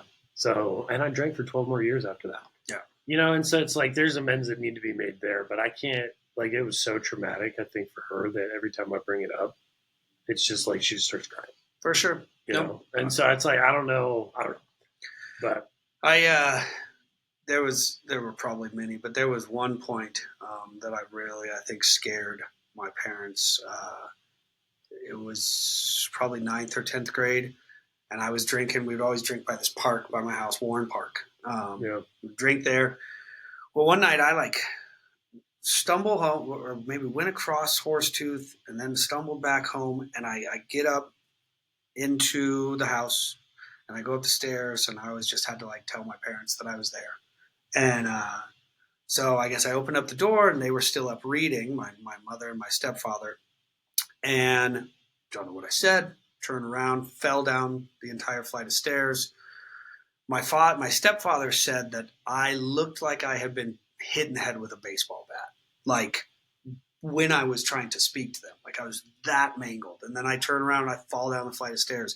They lift me up, they put me in the bed, and I wake up in the morning off the bed in a puddle of my own puke. And like just that moment, like seeing your 14 or 15-year-old child that belligerent, that out of control, crossing a fairly busy road, like, I mean, just that concern right there. And then, I did it for 20 more years. Yeah. It's great. You said you talked to your friend about how you're going to approach that with your kids. Mm-hmm. What do you guys, what's the plan? His plan is shut it all off. Nothing ever happened. Not tell them about anything? And I don't think that's smart. That's not my standpoint. That was my dad's standpoint. My mom was open. My mom was, I'm going to tell you what I did. We're going to talk about why you're doing yours to try to guide you in the right direction. My father was, nothing happened. I heard stories about my father through my mother, and now as an adult, I can talk to my father about it, about him popping white crosses, which are like speed pills, and like driving past his exit in Denver and getting to Pueblo before he realized he missed his exit. Maybe it was Colorado Springs, but still, that's like 3 hours. Still, so I hear those stories, but he never wanted to talk about it. And Irene agrees with me. We are of the mindset that when the time is appropriate, right. I'm not going to delve into the details of some of the nastiest shit that I did, but I'm going to tell my children, like, you're at an age where peer pressure is there, where you're going to think it's cool to party and this, that, and the other. Daddy thought the exact same. And this is where it got Daddy. Yeah. And this is where it got Daddy's friends who are in prison or are in the grave now. And maybe that won't work. But I don't think zipping my mouth and just acting like it didn't happen is going to help. Are you going to let your kids drink? No. I'm not going to let them. Like, I have friends who would do that. in junior high, this guy Kellen, his mother, would let us drink, would buy us booze. We would buy drugs off her friends. I guess I'm not and it's saying like, no. I guess I'm not saying like. I get what you're saying, because like then it's a support. safe place where you can No, observe not necessarily them. that, but it's my wife and I with my kids. We're learning like the more that we say you can't have something, Of course. you know what I mean? It's human nature, right? Yeah. So it's like, okay, look, I'm not telling you that you can't go to this party with your friends. But what I am going to tell you is that all of these things can stem off of this one decision, right? So you can go to this party. Sure, you have a couple drinks, you know, but once you're not in your right state of mind, all of these dangers become very real. Yeah. You know, and it's like, you know, if you're a girl at a party, like, we got to talk about that. For sure. You know, you need to be smart if you're drinking out of a, like, and not necessarily like say, hey, I'm not going to let, like, this is a no. This is a hard no for me. Like, if you do this, there's going to be consequences. I don't think I'm going to do that. But I'm going to be like, look, there are real life consequences that can happen here. Yeah. You know, like, do you really want to have a kid before you are out of high school? Yeah. You know, like all of these things, like, and just really helped. Like, my dad told me that stuff.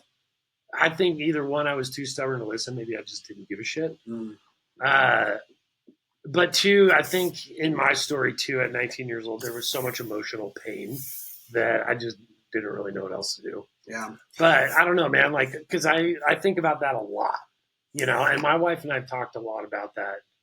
And I don't know. Like, I don't tell my wife she can't drink around me. Yeah. And you know, I obviously didn't either in my beginning months of sobriety. Yeah. It was fine, Irene, drinking around me. And I don't tell my friends not to drink around me. My friends were not terrified. They were overly cautious when I moved back. They were like, do you mind if I have this beer? Can I open this beer? And I'm like, dude, for them, dude. Good for them. Yeah. I appreciate it. Yeah. Because I have friends like that too. I had to tell them, this is my problem, not yours. Right. I'm going to be around this. Yeah. So socially acceptable. I have to be comfortable around this, you know? Yeah. And now it's crazy. Now we have our dinner, drinks, and dancing nights with two of my best friends and their wives. And straight up, like, we'll take my wife's big SUV and we pick them up. We go down, we have a nice dinner. Sometimes we end up at District, which is like the like college club, dude. And we're in there and we're dancing, and me and my wife have soda waters. Yeah. And we let our friends get mangled. And then we've stayed. Yeah. We've stayed till 2:00 in the morning. And then I make sure they get home nice and safe.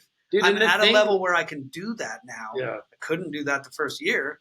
Yeah. But I'm at the level now where I can do that comfortably and still have fun. These are my best friends that I've had for almost 30 years. Right. I don't want to lose friends because A, I'm not fun, or B, I don't feel comfortable around their drinking. That's the thing I love about my sobriety is it gave me this level of confidence. You know, it's clarity for sure, but this confidence in, like, I'm a pretty awesome dude, you know, and then I just have fun, like, with the people around me. Yeah. You know, it's a different type of fun. It is. Yeah, And it's awesome. That cannot be understated. Basically what you guys just said.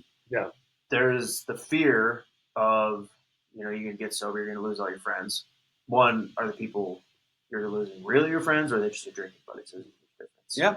But, I mean, to be able to go out and do that's got to give so many people encouragement that your life doesn't stop. You're not just a stick in the mud that sits around. Sure, in the beginning you need that, to be right. But man, I think even nowadays too, like the mocktail bars, and all those things, they're so big and so cool, and that's why I love wearing this hat, just normalizing the sobriety of it and making it not a thing. Mainly for your friends, right? For those that are listening, are trying to get your friends sober.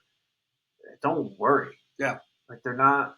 They might go away for a little bit to get right, but they'll come back better. And the big, you talk about, you know, were they really your friends? When I first got sober, so actually prior to that, when we had a group of friends in Texas, big group. When we had kids, it went like this. Yeah. When I got sober, it went like this. And I was so bitter initially, so bitter. I was like, what the fuck? Like, you know, people aren't calling me and, you know, they're weird around me, or they're encouraging me, like, to drink. Yeah. I'll be fine, dude. Like, you can have one. What that did over a pretty short period of time, that bitterness didn't ride for too long. What it showed me truly is it was natural selection, showing me who my true friends were and who my fake party friends were. Right. And if you didn't support my sobriety journey, well, you know what? Maybe I don't need you as a part of my life anymore. Right. And my truly best friends back here and some in Texas and some back in San Diego, they are so supportive. Right. Yeah. We have just as much fun. We have a different type of fun. We're older, and we're parents, and so of course we have a different type of fun anyways. Yeah. But we have just as much fun, and they are happy for the journey that I'm on. Anybody who is not supportive of your journey, in my opinion, probably has a problem. They don't, either has a problem that they are self-conscious about themselves and they don't want to accept it and admit to it, or they're just somebody who you don't need in your life. Right. I totally so anybody agree. who cannot support you bettering yourself in anything, but let alone sobriety, because everything that I can be thankful for today, I owe to getting sober. Yeah. If I had not gotten sober, it would not have happened today. And that's family relationships, friend relationships, success in career, whatever it is. So if you can't support that, well, then I don't need you in my life. I don't think that's a bad thing. I don't think it is either. For a friend either. Yeah. Like that's fine. Exactly. I don't know, like the you do you thing. I don't know if that has good things, but in this circumstance, it might apply. And my brother-in-law told it to me. When I moved back here, I had a little falling out with one of my longest friends. And he goes, you know what, dude? It's not a bad thing. People grow apart. People grow apart whether there's an addiction issue in the middle or not. But maybe he is concerned about his own issues. Maybe he's jealous of the progress that you're on. Regardless of what the reasoning is, if you guys have moved apart after almost 30 years of friendship, or you've gotten back and you realize that you truly don't have anything in common with this person, and the only thing in common you did have with them was getting fucked up, it's not a bad thing just to part ways. Yeah. You don't have to – if I run into this guy on the street, I'm not going to be a dick to him. Right. I will be cordial. Dude, there's certain people still in my life that I hold at a distance because I know that if I'm around them, I'll get pulled back into that mentality so quickly. And so that's a good conscientious, mark on your end, that you're aware of that. Yeah. Like this person puts my sobriety in danger. And that's something that we have to do. And the thing that I want to say too is like these desire, like, cause for me, it was like, I had a deep desire, like it doesn't go away, like those things about you that cause you to be an alcoholic, they don't go away, right? They're still there. You just learn how to use them differently. The tools, I guess, Yeah. And that's one thing. Like, I think, cause I always struggled with anger when I was drunk. And I've had one situation where that anger came back, but I was stone cold sober. And it just kind of made me realize, like, oh shit, like just because I'm sober, like the Mitch issues are still there. Yeah. That need to be dealt with and figured out. But the clarity, right? Like the sobriety, the clarity, it's a lot easier to deal with. Yeah. I think that's what's really good about your story is, I think him and I have some stuff that we have to deal with yet. But I think you kind of came out of it stronger, or at least stronger than me. I don't want to speak for you, but it's, I don't know what, that part of it is like, but you seem to have it together, man. I feel like it. You feel like you came out of it. I do feel like it, and I appreciate that. Faster, right? I'm at 8 years, and I'm still like, I still got to go talk to this person or that bar owner or this person, right? Or give myself some grace. But I mean, to your credit, man, you seem to be miles ahead, and I feel the same way. But miles ahead, 100 miles an hour, let's freaking go in a good way. Yeah, no, for sure. And it is like I am more motivated and driven than I ever have been, and to the point of I still need to go apologize to this person. Those I've noticed come sporadically over the last 4.5 years. Like I did my bulk of like these are my amends. These are people who like I have to go apologize to. And then over time, it's been like, I didn't apologize enough to that person. Yeah. Or a year and a half ago, it was like, I was thinking about this one dude and I just went, oh my God, I owe him an amends. And this guy was starting up his own, he's a culinary dude, starting up his own catering company. He and another guy, they're very, very successful now out in Austin, Texas. But at the time, they were brand new. And he brought me on as his bartender for an event. And I did one event, small, 8 dudes. It was fine. Did another event, big, at a multi-million-dollar mansion in Westlake Hills in Austin, Texas. And this was a swanky party. And I was in there, and I got mangled. Like mangled. To the point where driving down from Westlake Hills, I was like white-knuckling it. I had forgotten my phone charger in the house. I had to stumble back into this person's kitchen and like dig through it while he's doing paperwork with them. He paid me. but he never called me again. Yeah. And I then, you fast forward, whatever it's been, 6-ish years, or no, it was more than that, probably 8 years, year and a half ago, I thought about it, and I called him and I go, bro, I just have to apologize. I know you never called me after that job, but you were starting out and I was a reflection of your business. Yeah. You trusted me and hired me on, and I put your entire endeavor in jeopardy by being a poor example of professionalism that you were trying to project. And I could have tanked your whole thing. And he goes, man, we were trying to figure it out back then. Like, yeah, you messed up, but we messed up along the way too. And it is what it is. Like, don't even worry about it. That's cool. And it's those type of amends that are amazing, because you feel in your heart like, dude, this guy hates me because I could have tanked his new company. Yeah. And he's just like, I forgive you. Yeah. And there's I don't know, there's something in that too. Like, something happens for you in that situation, right? Mm-hmm. Like, you're taking a rock out of your backpack, and you're carrying a little bit less weight around for sure on your shoulders. And that's what I like about forgiveness, right? Like, forgiveness obviously is for the other person, but it's also for you, your spirit, your soul, So that's cool, man. Aaron, I see you jotting some stuff down over there. You got questions? Only last thing I have for you, well, two questions. Your sober date's when? July 1st of 2020. July 1st. So I went into treatment June 30th, but I drank about a quarter handle of vodka while my wife was driving me. Yeah. So I went in and I blew like a .297, I think. Nice. And I pissed brown for 3 days, and it was bad. It was a rough detox. Were you there for a full 7 days? 7 days. Yeah. And it was a rough detox, but it was good. But so because I went in drunk on the 30th, that's not my July 1st, 2020 is the first day that I did not have alcohol, and I haven't had alcohol since. Good for you, man. Just December 4th was my day, but really, but December 5th, I had like one ceremonial in my car, one more shooter. But looking back, I was kind of dangerous, but whatever. Probably. It was just like, this is it. I'm done. It was a little moment just for me. Like, okay, cool. See you later. Yeah. But anyway, and then, the last thing I have for you, man, so when people call you up, because as I'm doing this and talking about this more and more people are starting to come up. Hey, man, I might have a problem. Let's talk about it. Mm-hmm. So for me, in those moments that you're helping people that may come to you or people in your life, what is of the things that you kind of say as like a general thing, or is there a general message that you try to give them? Again, not pointing the finger, not pulling the thumb, but I don't know. How do you help? I think the first question that I ever ask anybody is, do you want to quit? Yeah. Because you could know that you have to quit. You could be told by family, friends, the law that you have to quit. But if you don't want to quit, it is not going to work.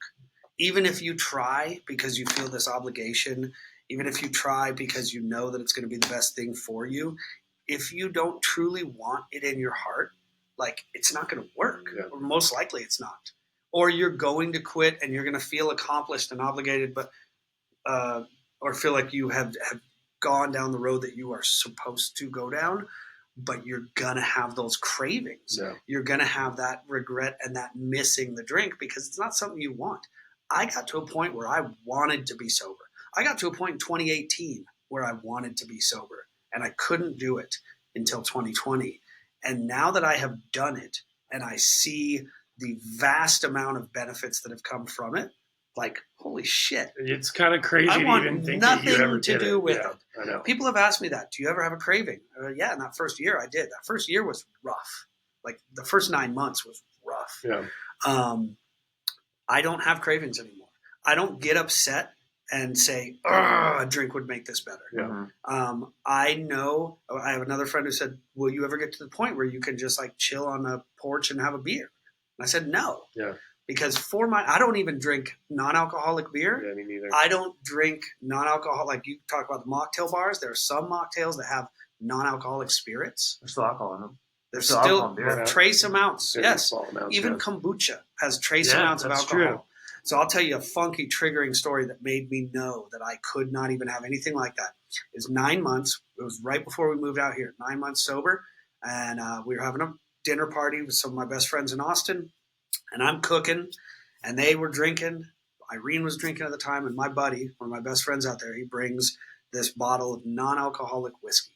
And he goes, dude, I just brought this so that you can like celebratory cheers with us. I'm like, I appreciate it. And so I'm looking at my recipe, and he pours one up, and everybody's cheersing. And I look at it, like, okay, and I smell it. Doesn't really smell like much. So I cheers, and I take this shot. And it doesn't taste like much. It tastes like watered down caramel water. And like within a second or two, little tingle on the lips, little burn in the throat, super reminiscent of a real shot of whiskey. And I only had 9 months sober, and it shot me into a full-blown panic attack. Yeah. Like I look back at my phone, I'm looking at my recipe, and I'm like trying to focus. My heart's starting to shake a little bit, and I'm like, our heart's starting to beat, and I'm like feeling the tingles. If you've ever had a panic attack, like you feel little tingles. Yeah. And he comes up. I must have not been hiding it well. He comes up and he's like, dude, are you okay? And I'm like, I'm not. That was the most triggering thing that I've had in 9 months. Like, I appreciate the gesture, but you got to get that the fuck away from me. And he took it away. And what's weird is they were all drinking real booze around me. That didn't bother me as much. But taking a shot of this non-alcoholic booze, it was the tingle on the lips and the burn in the throat. And from that day, like, I was like, nope, can't even do it. We went out to dinner the other night, and they had a Jameson syrup on our bread pudding. And Irene took a bite, and she was like, there's booze in this. And I like look at the menu, and I see Jameson glaze or something. And I had to flag the waitress over and be like, I'm really sorry. Like, we'll pay for it still, but we can't eat this. Like, some of that stuff burns off, but this one didn't. And it's too triggering for me. I told my friend, I said, I could probably today sit on a porch and crack one beer. Could probably control myself enough to have one beer today. But tomorrow, I'm going to think about it, and I'm going to buy a 6-pack. And within 2 days, I'm going to be right back to taking shots. Yeah, and it's just not worth it. Yeah. It's not. And that's the thing. Like, why play with the fire? Yeah, you know. I mean, we spent so much time living in the fire. Yeah. Like, I don't know. For me, I don't want to go back. I've ever had those dreams where you dream that you're drinking and you wake up. I did that too. I'm like, today I'm like, did I drink? Yeah. So it felt so real. So I've had the drinking dreams, and I haven't had a drinking dream about myself in a long time. But in my wife's early sobriety, I had drinking dreams that she was getting mangled. I had drinking dreams that like I couldn't find her, and then I found her, and she was just obliterated, and that was real too. And I woke up and like, good, you know. But it's like everything that she and I have worked for will go down the drain if we get back to drinking. Yeah. And the beautiful thing about her too, she was a year and a half, or she's 2.5 years sober right now, 2 years and 3 months. And she was about a year and a half to 2 years sober before she stopped wanting to resort to a drink to solve a negative issue. Mostly it came from stress from our kids. She would always say, God, they make me want to have a drink. And I'd be like, babe, you've been sober a year and a half. Like, you got to start directing your mind to a different type of problem solving. It can't always come back to, I need a drink. And she mentioned to me probably about 7 months ago, 6-7 months ago, like, you know what? Like, I don't want to resort to a drink anymore. Like, I don't even think about it that way anymore. So that's a beautiful thing. But it took a while. We should bring her on and dive into that, because that could be a whole nother episode of. You should bring her on in general. My wife. Yeah, dude, I'd love to hear her story from her. She's got a story. She's got a good story. She's an amazing woman. Like, she's a badass. You definitely married up for sure. I did, 100%. I mean, I'm told that all the time. Yeah, like, she's amazing. From my best friends, they're like, we love your wife more than we love dude, you. she'd pick me up and take me to meetings and stuff at the beginning. Like, yeah, she's awesome. She's awesome. She's a good lady. Well, dude, thank you so much. This was 2 hours. And I'm sorry that it dragged. No, that's awesome. I'm a talker. Well, and the thing, we might have to cut something out. I think so. Morgan, I just want to say thank you, dude. Like, you're an inspiration. Appreciate it. You have been a huge part of my personal journey in all of this. And, I just really look up to you. So I just wanted to say thank you for coming on and taking the time to do this. Absolutely, dude. So, I appreciate you guys asking. It's great meeting you. Great chatting with you guys, and just keep it up. Yeah, absolutely, brother. Well, thanks again. And that's where we're going to stop it. All right. Thanks.